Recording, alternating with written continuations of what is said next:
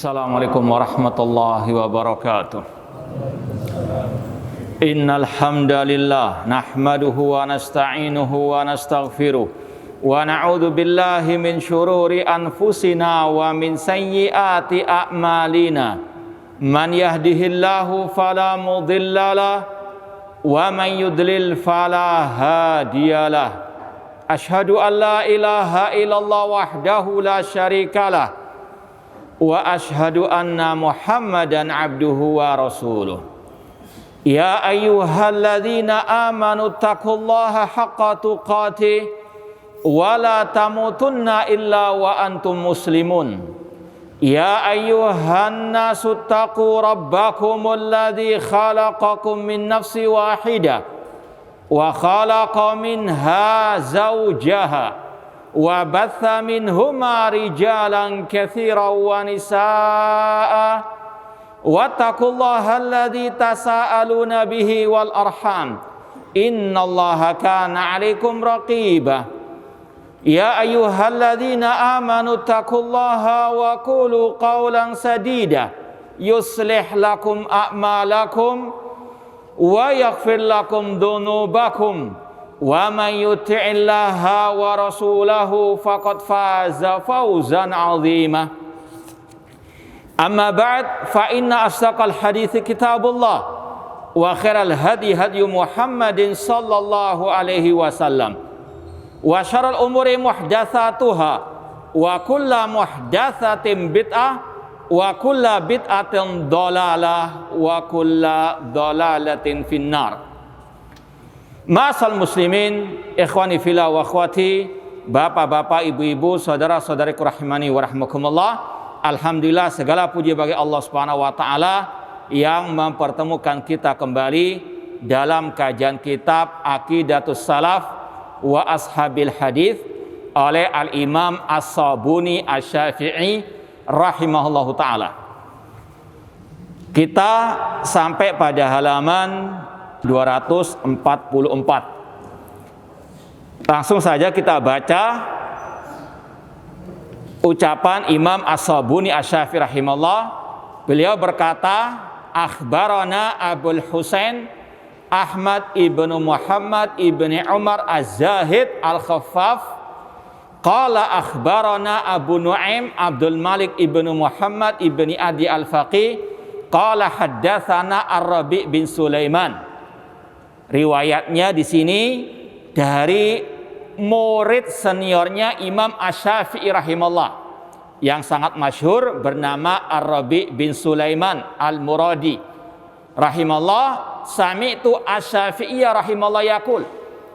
Kata Ar-Rabi' bin Sulaiman, aku mendengar Imam Syafi'i rahimahullah berkata, li an yalqallaha al-abdu bi kulli dzambin ma khala asyirka ahabbu ilayya min an yalqahu bi syai'in minal ahwa.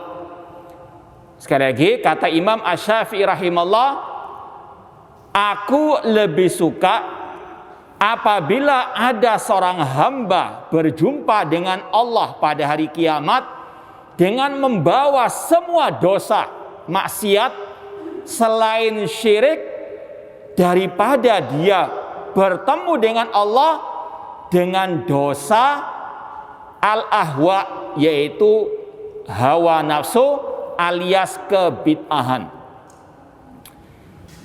Sekali lagi anak ulangi ucapan Imam Asy-Syafi'i rahimahullah. Kata beliau, lebih baik atau aku lebih suka seorang hamba berjumpa dengan Allah dengan membawa dosa-dosa maksiat selain syirik kepada Allah daripada dia berjumpa dengan Allah dengan membawa dosa kebid'ahan. Ya, al-ahwa di sini adalah al-bid'ah ya, secara umum. Sebagaimana ada ungkapan indah dari seorang ulama salaf yang bernama Abu Utsman An-Naisaburi rahimahullah. Beliau mengatakan, man ammara as-sunnata fi nafsihi nataqa bil hikmah. Orang yang memakmurkan jiwanya, dirinya dengan sunnah Rasul, maka yang keluar dari ucapannya ucapan hikmah. yang benar, yang lurus. Wa man amara nafsahu bil hawa nataqa bil bid'ati.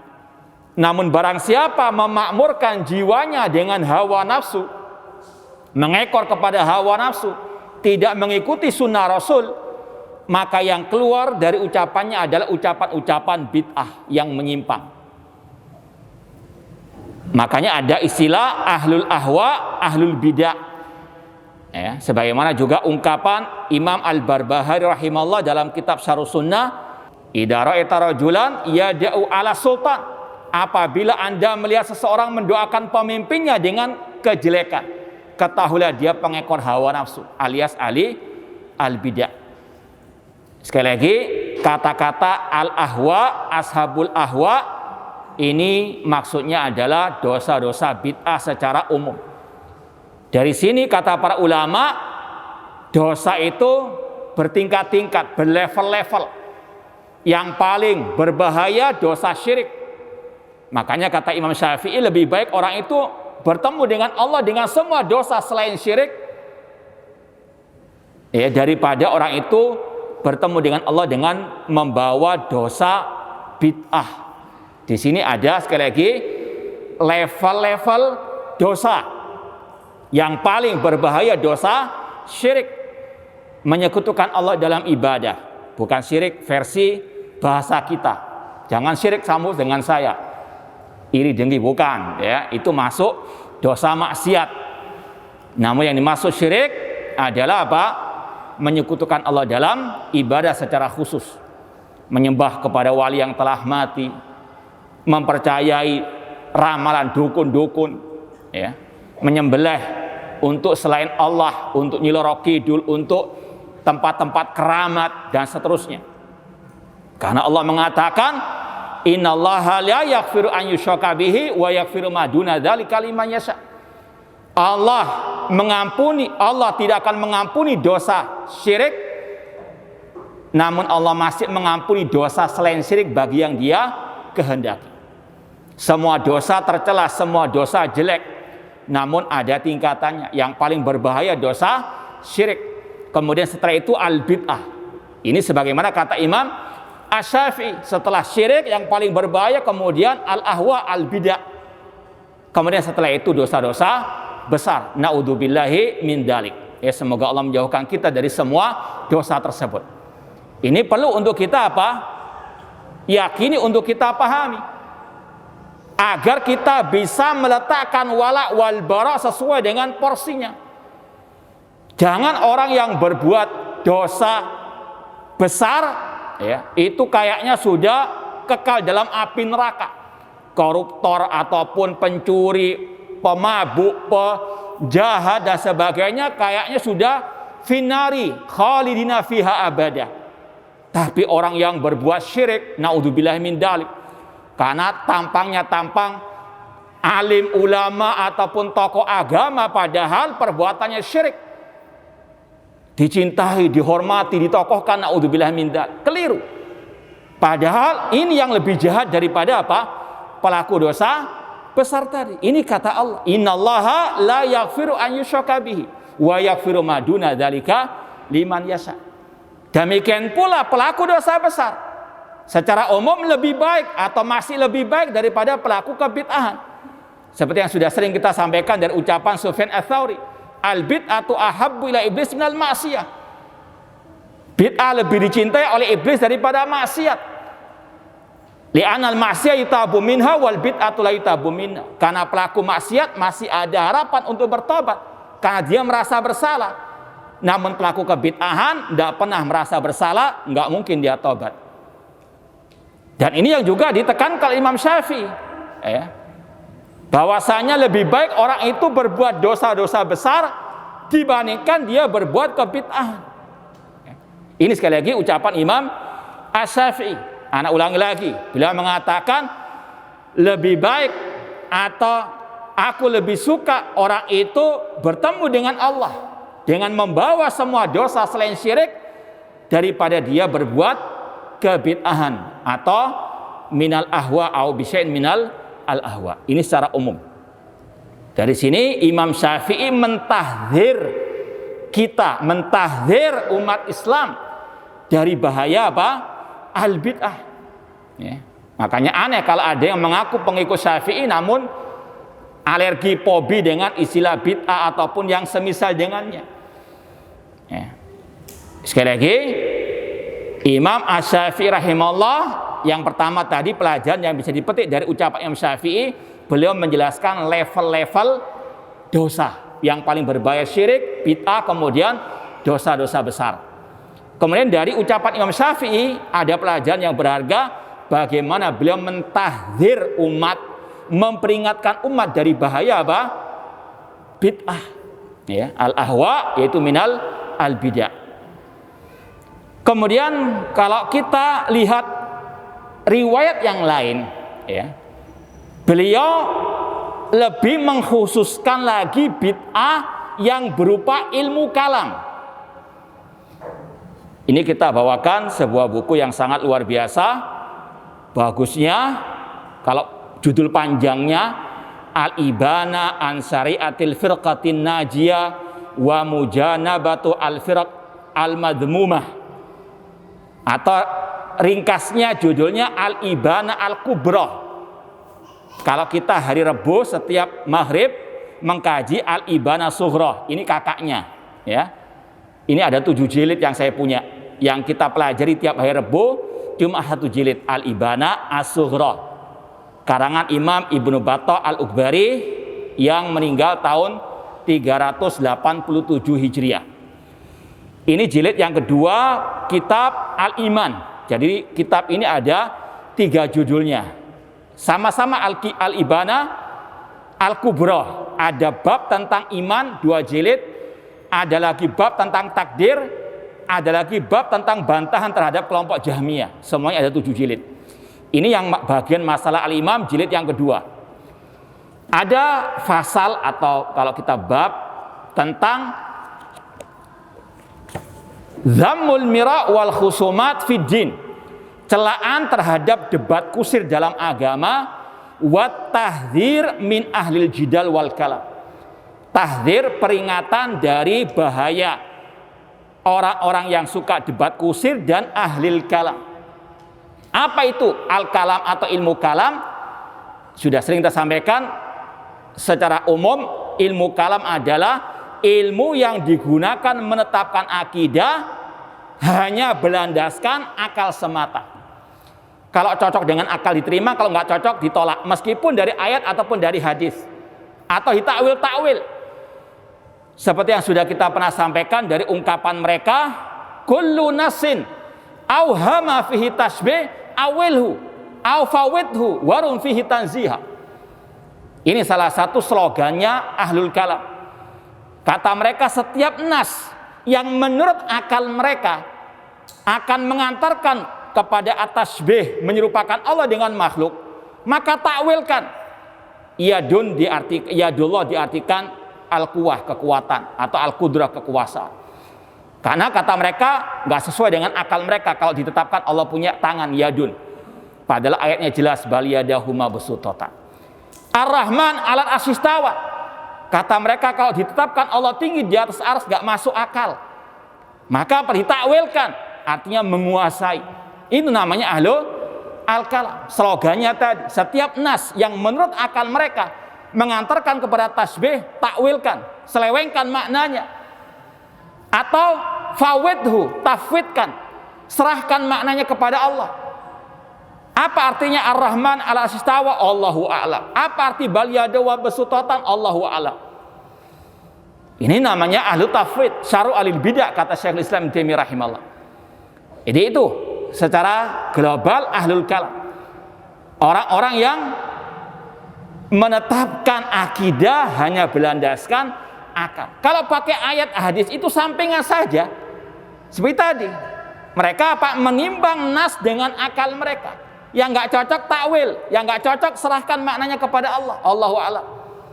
Nah, itu namanya ahlul al-kalam. Nah, sekali lagi, ahlul kalam orang-orang yang mereka berakidah hanya berlandaskan akal semata. Di halaman 534, ya sekali lagi di kitab Al-Ibanah Kubra bagian masalah al-iman, Al-Imam Ibnu Battah Al-Ukbari yang hidup di abad keempat Hijriah, artinya lebih dulu ya pengarang kitab Al-Ibanah Kubra daripada Aqidah Salaf wa Ashabi Al-Hadis. Di dalam buku ini Al-Imam Ibnu Battah Al-Ukbari membawakan banyak riwayat dari Imam Syafi'i yang semakna dengan tadi. Ya, ini kita sampaikan karena kan antum Syafi'i ya, betul enggak? Hah? Pengikut Syafi'i katanya. Ya, maka kita apa? Sampaikan agar paham betul. Inilah bedanya Imam Syafi'i dengan orang-orang yang mengaku sebagai pengikut Imam Syafi'i. Orang-orang yang sekarang mengaku-ngaku pengikut Imam Syafi'i banyak yang bangga dengan ilmu kalam, ilmu filsafat, ya, atau yang semakna dengannya. Ya.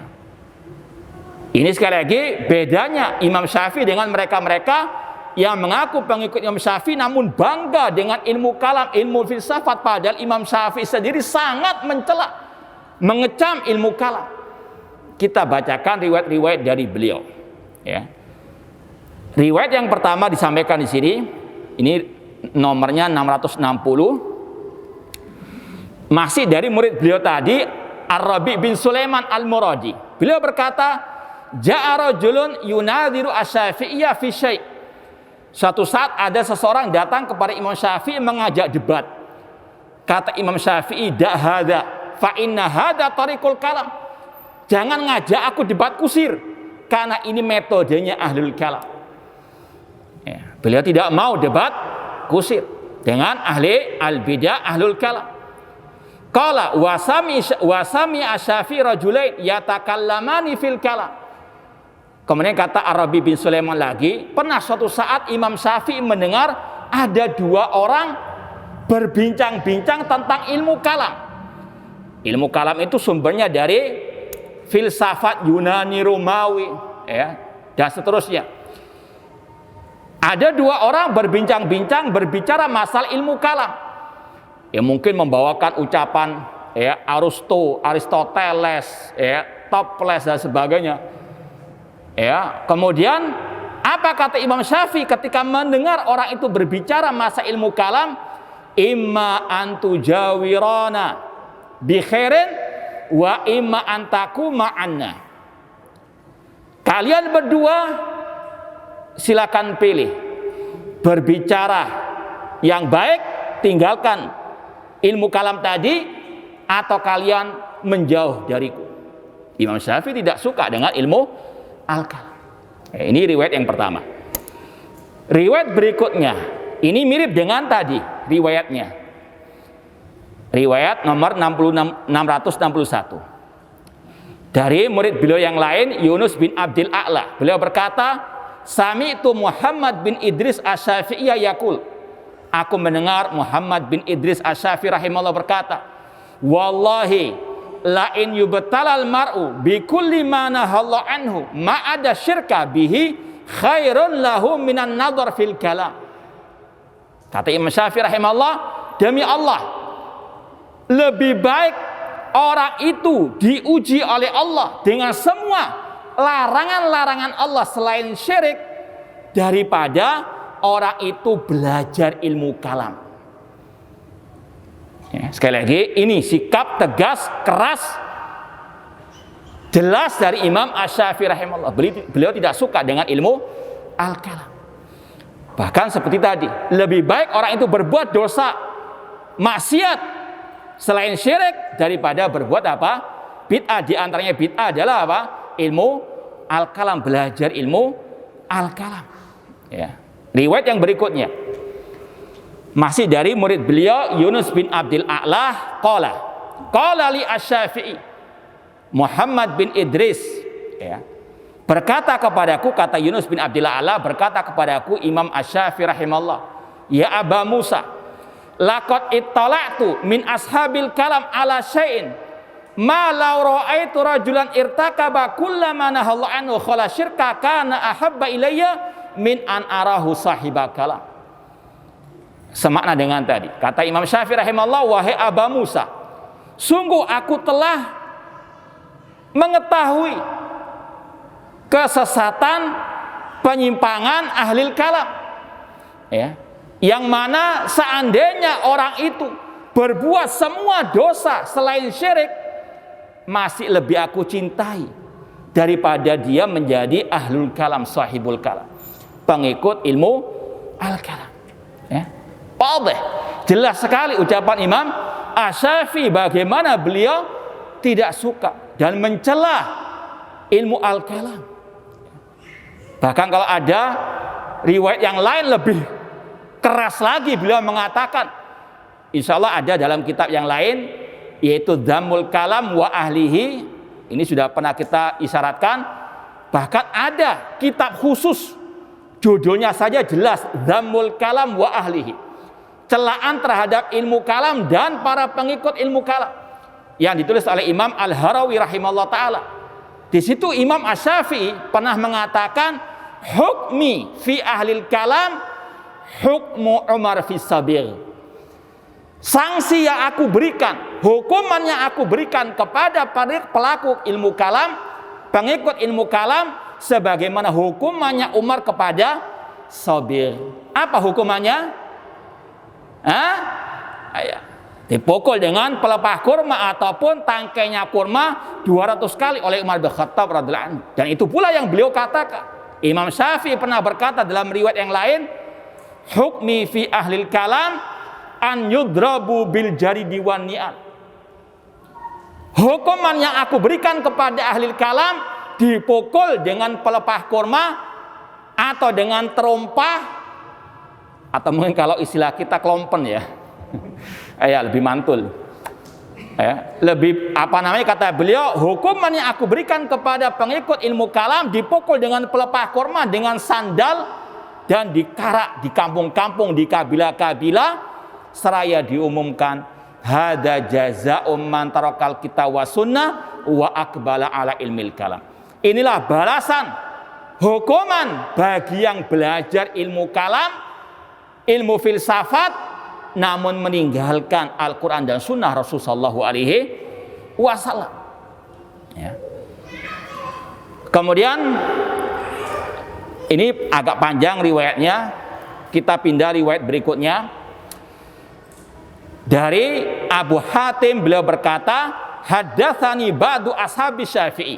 Kata Imam Abu Hatim menceritakan kepadaku sebagian murid Imam Syafi'i. Qala sami'tu Syafi'i yaqul, aku mendengar Imam Syafi'i berkata, kallamatni ummu ba'di ashabil kalam ala an ukallima ibnaha liyakuffa anil khatfil kalam.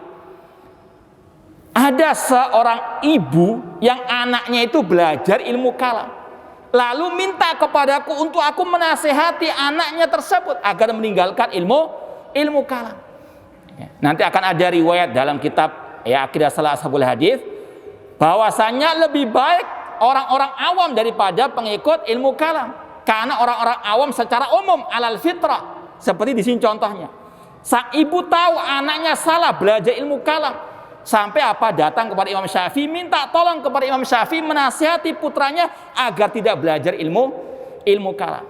Kemudian dilanjutkan di sini, fakallamtu, aku pun, kata Imam Syafi'i, menasihati sang anak tersebut, liyakuffa anil kalam, agar berhenti tidak belajar ilmu kalam, tidak menjadi pengikut ilmu kalam. Ini intinya, Imam Syafi'i melarang belajar ilmu kalam. Namun apa kata Imam Syafi'i lagi? Fada'ani ilal kalam, aku ngajak dia berhenti belajar ilmu kalam, namun dia ngajak aku belajar ilmu kalam. Nggak mau dia. Itulah al-bid'ah. Orang yang berbuat maksiat masih merasa salah, tapi mereka yang berbuat bid'ah di antara ilmu kalam enggak merasa salah, bahkan bangga, ini ilmu yang luar biasa. Naudzubillahi min dzalik. Riwayat berikutnya, riwayat nomor 664 dari Abu Thawr Ibrahim bin Khalid, sami'tu Syafi'i yaqul, aku mendengar Imam Syafi'i, kata Abu Thawr, berkata, martada ahadun al-kalam fa aflaha, Tidak ada satu orang pun berpegang dengan ilmu kalam lalu bahagia, sukses, selamat. Nanti akan kita sampaikan salah satu dampak negatif ilmu kalam, ya, yaitu di akhir hayat orang-orang yang belajar ilmu kalam, mereka apa? Kebingungan. Nanti akan kita berikan contoh-contohnya. Intinya sekali lagi, nggak ada orang yang selamat, yang bahagia, yang sukses, yang baik ketika belajar ilmu al-kalam. Ini ucapan Imam Syafi'i rahimahullah. Ya. Riwayat berikutnya dari Hasan bin Abdul Aziz al-Jarwi, qala kana Syafi'i rahimahullah yanha an-nahya syadida anil kalam fil ahwa. Dahulu Imam Syafi'i sangat keras melarang belajar ilmu al-kalam. Ya. Sekali lagi, ini beberapa riwayat dari Imam Syafi'i yang sangat mengecam ilmu al-kalam. Kita baca riwayat berikutnya dari ulama-ulama as-salaf yang lain. Di antaranya dari murid Imam Abu Hanifah yang bernama Abu Yusuf rahimahullah. Beliau mengatakan, al-ilmu bil kalam jahlun wal jahlu bil kalami huwal ilmu. Tahu ilmu kalam, pandai ilmu kalam, itu kebodohan. Ya. Orang pandai ilmu kalam justru dia apa? Bodoh menurut Imam Abu Yusuf, muridnya Imam Abu Hanifah. Sebaliknya, al-jahlu bil kalam huwal ilmu. Tidak tahu tentang ilmu kalam, itulah ilmu. Sekali lagi, salafus saleh sepakat melarang, mengecam, mencela ilmu kalam. Namun sangat disayangkan sekarang malah apa? Bangga ya belajar ilmu kalam tersebut. Naudzubillah min dzalik.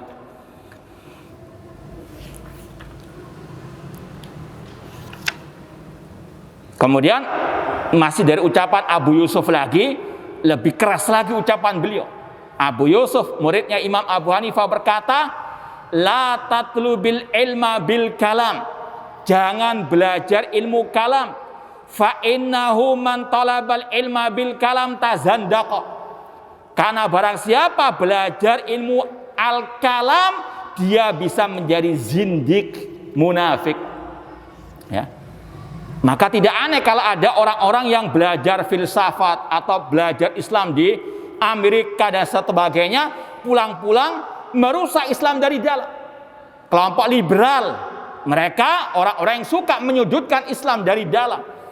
Ini yang sangat dikhawatirkan oleh para salafus saleh. Ini yang sangat dicela oleh para salafus saleh. Mereka seperti duri dalam daging. Ya. Sekali lagi, laqad sadaqa haula'i as-salaf rahimahullah ta'ala. Ya, maka sekali lagi, ini peringatan bagi kita semuanya untuk tetap istiqomah di atas qala Allah wa qala Rasul wa qala as-sahabah. Ya, masih banyak sebetulnya ucapan-ucapan ulama salaf yang lain. Ya, sekarang ingin kita sampaikan beberapa dampak negatif atau ciri ahli kalam. Ya. Di antaranya kata para ulama, ahlul kalam adalah orang-orang yang suka mincelah-minceli dalam berakidah. Ya. Mereka ucapannya tidak bisa apa? Dipegang. Kadang bilang B, kadang bilang C dalam masalah yang berkaitan dengan akidah. Ya, sesuatu yang harus betul-betul satu kesatuan. Yang paten tidak bisa diotak-atik lagi. Ya, makanya Syekhul Islam Ibnu Taimiyah rahimahullah ta'ala, beliau berkata, wabil jumlati fasabatu wal istiqrar inda ahlil hadisi wa sunnah adha'af ma inda ahlil kalam. Kesimpulannya kata Syekhul Islam Taimiyah rahimahullah, keteguhan, kekokohan, keistiqomahan, konsisten yang ada pada ahli hadis, ahli sunnah itu berlipat-lipat ganda dibandingkan ahli al-kalam. Kata beliau, ini ciri khas ahli sunnah. istiqomah, konsisten, tidak mencela-mencela dalam apa? Khususnya berakidah. Ya. Beda dengan ahlul kalam. Ucapannya apa? Mencela-mencela. Kalau istilah orang Jawa, pagi kedelai, pagi kedelai, sore apa? Tempe. Mencela-mencela terus. Ya. Bilang A, nanti baru 1 jam berubah B. Terus demikian. Ya. Kenapa? Tidak punya pegangan yang erat. Qala Allah wa qala Rasul wa qala as-sahabat. Dan inilah kesesatan yang nyata, yang besar, kata sahabat Rasul yang bernama Hudzaifah bin Yaman radhiyallahu ta'ala anhu. Hudzaifah bin Yaman radhiyallahu anhu berkata, "I'lam anna dhalalata haqqad dhalalati an ta'rifa ma kunta tunkir wa tunkir ma kunta ta'rif." Ketahuilah bahwasanya kesesatan yang sangat sesat adalah engkau mengingkari apa yang engkau anggap baik, atau engkau menganggap baik apa yang dulunya engkau anggap apa? Jelek.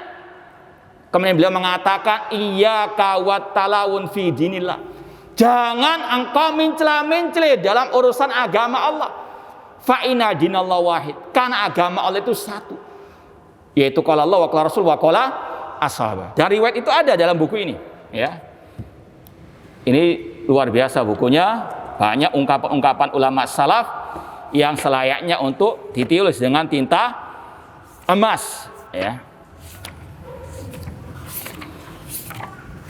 Bisa nanti dilihat di jilid ini ucapan Hudzaifah bin Yaman radhiyallahu anhu, dan ini beliau Imam Ibnu Battah Al-Bari sampaikan di kitab ini sebagai penjelasan salah satu ciri khas alil bidah, yaitu tadi, ya, mencela-mencela. Ini di halaman 505 poin atau riwayat 573 disampaikan riwayat dari Abi Mas'ud qala dakhala Abu Mas'ud ala Hudzaifah wa huwa maridun. Suatu saat Abu Mas'ud menemui Hudzaifah bin Yaman radhiyallahu anhu, seorang sahabat Rasul, pada saat beliau lagi sakit. Faqala Ibnu Mas'ud, ausina, berilah kami wasiat. Ya. Faqala Hudzaifah, maka Hudzaifah bin Yaman berikan wasiat yang luar biasa. Innad dhalalata haqqud dhalalah. Sesungguhnya kesesatan yang paling sesat anta'rif ma kunta tunkir. Engkau menganggap baik apa yang kemarin, apa yang tadi engkau anggap jelek, yang engkau ingkari. Wa tunkir ma kunta ta'rif. Atau engkau mengingkari apa yang engkau anggap baik tadi. Kemudian beliau mengatakan, wa iyyaka wat talawun fiddin. Jangan mencela-mencela, jangan menjadi bunglon dalam urusan agama, at-talawun. Ya. Baru kemarin posting tidak boleh mencaci maki pemimpin. Tiba-tiba Pak posting caci makian kepada pemimpin kaum muslim. Nauzubillah min dzalik. Ini ciri ahli bidah, ciri ahli kalam. Ya. Suatu saat posting tidak boleh kita membantah ahli bidah karena kita sekarang lagi melawan komunis, sekuler dan sebagainya. Ketika kita bantah dengan ucapan para ulama-ulama al-sunnah, mencela-mencela lagi. Oh, kita bantah semuanya, sekulernya, ahli bid'ahnya. Ini iyyaka wat talawun fi dinillah. Ciri-ciri ahli bidah, hati-hati. Kemudian beliau mengatakan, dibawakan lagi riwayat-riwayat yang lain tentang celaan mencela-mencela dalam agama, terutama dalam masalah akidah. Alhamdulillah kita sampai detik ini masih belajar kitab ini dengan Syekh Abdul Aziz Ar-Rayis hafidhallahu taala setiap hari Jumat. Beliau ketika melewati ucapan Hudzaifah tadi, beliau memberikan komentar, yaitu dalam masalah-masalah yang tidak boleh ada perselisihan di dalamnya. Artinya masalah yang paten seperti masalah akidah, tidak boleh ada kata-kata apa? Mencela-mencela tadi. Ya. Kata beliau, wa iyyaka wat talawun fiddin. Ya. Kemudian dibawakan riwayat yang lain dari Ibrahim An-Nakhai, kanu yakrahuna talawun fiddin. Mereka, para salafus saleh, sangat benci mencela-mencela dalam apa? Agama. Ya. Dulunya keras dakwah tauhid prioritas utama Ahlus Sunnah wal Jamaah. Sekarang apa nggembosi dakwah mencela naudzubillah min ya muqallibal qulub tsabbit qulubana ala din. Ini yang dibenci oleh salafus saleh dan ini ciri khas ilmu kalam. Makanya sekali lagi ucapan Hudzaifah, ucapan Ibrahim An-Nakhai ini dibawakan oleh Imam Ibnu Battah Akbari dalam bab masalah larangan atau larangan belajar ilmu al-kalam. Itu ciri khas ilmu al-kalam dan ahlul kalam mencela-mencela dalam urusan apa? Agama. Kemudian yang kedua di antara ciri khas ahlul kalam al-hira wal ittirab. Ini masih ada lanjutan dari yang pertama tadi. Mencela-mencela karena apa? Bingung. Dan ini dampak negatif yang dialami oleh tokoh-tokoh ahli kalam dahulu. Ya. Banyak tokoh-tokoh ahli kalam pada akhir hayatnya menyesali kenapa kok belajar ilmu kalam. Di antaranya tokoh ahli kalam namanya Fakhruddin Ar-Razi. Dia mengatakan dalam bait-bait syairnya dan juga ucapan yang lainnya, mengatakan nihayatu ikdamil ukuli iqalu wa ghayatu sa'il alamina dhalalu wa arwahuna fi wahsyatin min jusumina wa ghayatu dunyana adan wa wabalu wa lam nastafid min bahtina tula umrina siwa an jama'na fihi qila wa qalu. Kata tokoh ahli kalam yang bernama Fakhruddin Ar-Razi, puncak daripada menuhankan akal, mengutamakan akal adalah kebingungan. Ya. Ini kata tokohnya ahli kalam mengakui yang belajar ilmu kalam tidak ada ketenangan, yang ada kebingungan. Ya. Kata Fakhruddin Ar-Razi juga, wa ghayatu sa'il alamina dhalalu. Dan puncaknya belajar ilmu kalam itu dolal, kesesatan. Dia mengakui sendiri. Kemudian dia mengatakan lagi wa arwahuna fi wahsyatin min jusumina. Arwah-arwah kami terasa liar dalam jasad kami. Bingung dia. Ya, meskipun sudah gelarnya profesor, dokter, namun bingung karena apa? Akidahnya hanya berlandaskan pendapat Aristoteles, Toples tadi ataupun Pluto atau apalah namanya itu. Bukan qala Allah wa qala Rasul. Dia mengakui bahwasanya roh-roh kami terasa liar dalam jasad kami dan puncak usaha kami adalah musibah malapetaka. Dan kami, kata Fakhruddin Ar-Razi, dan kami tidak mengambil faedah dari belajar ilmu kalam kecuali hanya mengumpulkan ucapan fulan dan fulan dari tokoh-tokoh filsafat tadi. Naudzubillah min dzalik. Kemudian dia mengatakan ucapan ya yang selayaknya bagi pengikut ilmu kalam untuk direnungkan kembali, untuk mereka bertobat. Kata Fakhruddin Ar-Razi, laqad ta'ammaltu turuqal kalamiyah. Aku telah merenungkan ilmu al-kalam wal manahid al-falsafiyah, dan aku telah merenungkan belajar manhaj kurikulum ilmu filsafat. Fama ra'aituha tasfi alilan wala turwi ghalila. Namun aku tidak melihat ilmu kalam, ilmu filsafat itu bisa mengobati orang yang sakit, tidak pula bisa menghilangkan dahaga dari orang yang kehausan ilmu.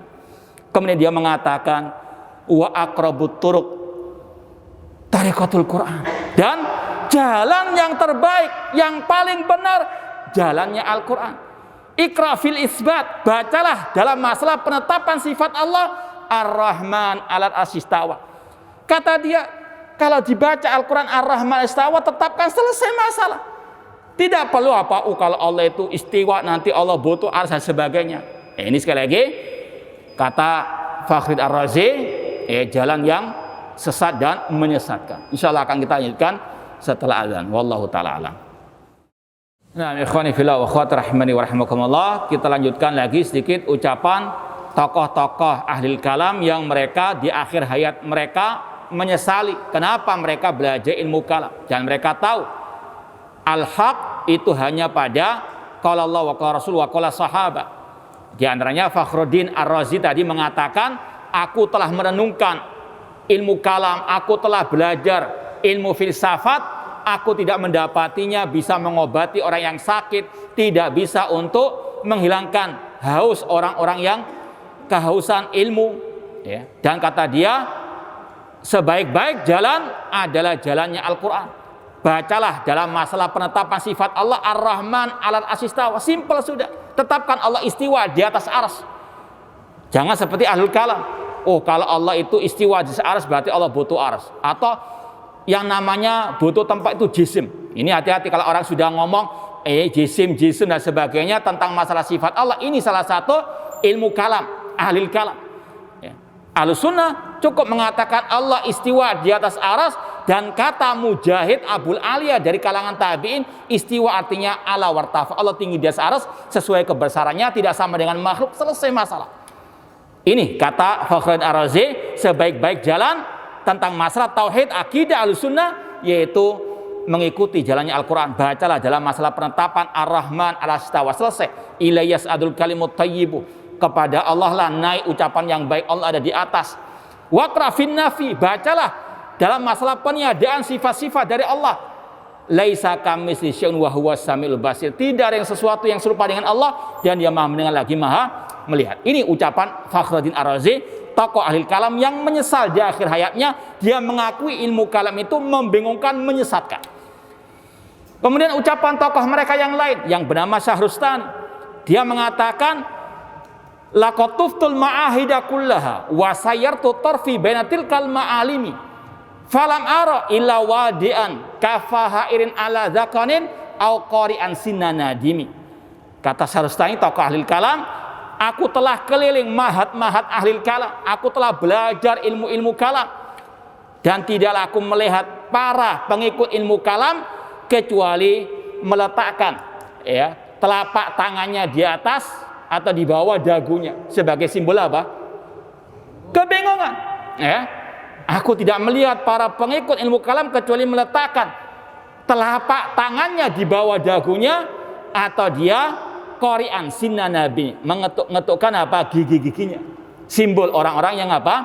Kebingungan. Ini dampak daripada ilmu al-kalam. Dan juga ada tokoh lain namanya Ibnul Juwaini yang dikenal dengan Imamul Haramain. Dia mengatakan laqad khultul bahral khidam wa taraktu uluma ahlil Islam wa takallamtu fima nahauni anhu.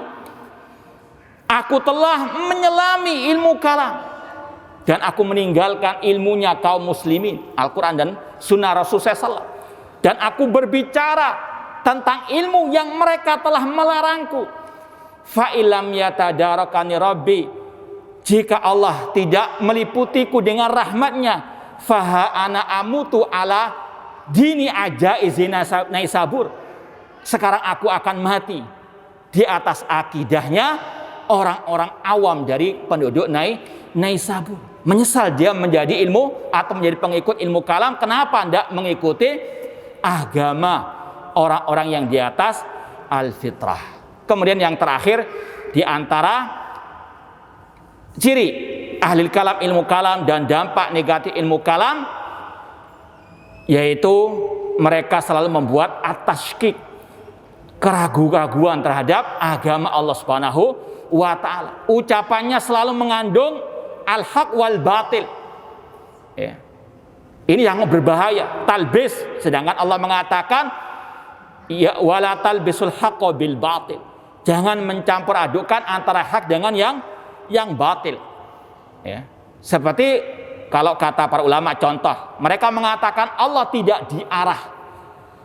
Ini mungkin ada yang pernah mendengar ungkapan orang-orang itu. Allah tidak diarah, untuk menafikan Allah di atas. Kata para ulama, kata-kata arah bagi Allah, ini lafaz yang mujmal, yang global. Apa maksud Anda dengan arah itu? Kalau Ahlussunnah cukup mengatakan Allah tinggi di atas arah, selesai. Nggak perlu dibahas arah-arah tersebut. Ketika ada al-bidah, al-kalam mengatakan Allah tidak diarah, kata para ulama salaf, perinci, apa maksud Anda itu arah? Kalau yang Anda maksud Allah itu tidak diarah, tidak di atas, tidak di bawah, tidak di kanan, tidak di kiri, artinya Allah tidak ada. Seperti kelompok Jahmiyah mengatakan Allah la dakhilal alam wala kharijahu. Allah tidak di dalam alam, tidak di luar alam.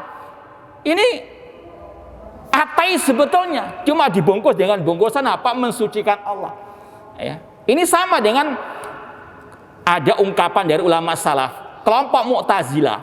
Kalau ditanya, apakah Allah ya punya sifat ini, punya sifat itu? Kelompok Mu'tazilah mengatakan Allah tidak punya sifat sama sekali. Kata para ulama, ini seperti perumpamaannya orang mengatakan saya punya pohon kurma di rumah. Ketika ditanya apakah pohon kurmamu punya batang, dia mengatakan tidak punya. Apakah pohon kurmamu ada daun-daunnya, ada ranting-rantingnya, dia mengatakan tidak. Apakah pohon kurmamu ada akarnya, dia mengatakan tidak. Ini samirawan dengan apa? Nggak punya pohon. Sama dengan orang-orang yang mengatakan Allah tidak di atas, tidak di bawah dan sebagainya. Artinya Allah tidak ada. Ini ateis, mengingkari wujudnya Allah Subhanahu wa Ta'ala. Ini sekali lagi ahlul kalam seperti itu. Terkadang ucapannya itu mencakup al-haq wal batil. Ya, hati-hati dengan mereka, kadang bocor alus istilahnya. Nah, wallahu ta'ala alam. Ini ada satu pertanyaan, yaitu apakah boleh mencela ataupun memperingatkan umat, mentahdir dari ahlul kalam? Ya boleh. Contohnya para ulama salaf tersebut demi kebaikan, keselamatan akidah umat. Wallahu ta'ala alam. Kurang lebihnya mohon maaf. Wa jazakumullahu khairan katsira. Aku qouli hada wa akhiru da'wana anil hamdulillahirabbil alamin. Wassalamualaikum warahmatullahi wabarakatuh.